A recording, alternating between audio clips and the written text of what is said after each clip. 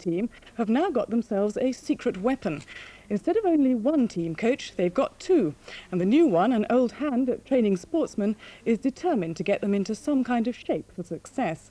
Paddy Christie went along to one of their training sessions.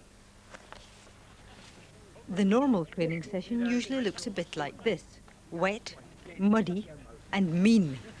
It came as a bit of a surprise, therefore, to the 50 or so players when the new coach based his training on ballet movements with a bit of yoga thrown in. That was the first shock. The second was that the coach was not only more than twice the age of the average team member, he was also fitter.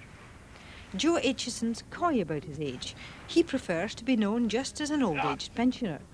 But I can reveal he was born within months of the death of Queen Victoria. Inhale as your legs go out. Inhale, exhale. For most of his life, he's been teaching boxers how to fight and taking excess weight off overindulgent footballers. He taught the Royal Ulster Constabulary to look after themselves as well, but never rugby players, until a plea from desperate coach David Jerton to lick his players at least into a semblance of fitness came his way. First of all, I'm trying to improve their lung capacity, so not puffing like a grampus after half an hour playing rugby. That's the first thing. But I would like to do an awful lot more to them. I'd like to have those fellas in a warm gym after they've been running, and boy, would I make them sweat. Some of the players, says Joe, look distinctly chubby and not too fit, a view acknowledged, albeit a bit shamefacedly, by Coach Jerden. Well, some of them probably were not, and some of them probably still are not, but they're all working on it, and they're certainly getting a lot fitter as a result of Joe's exercises. Are they enjoying it?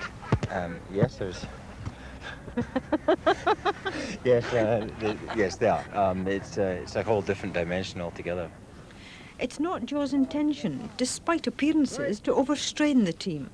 But they will, he says firmly, some might say threateningly, be in much better condition by the time he's finished with them.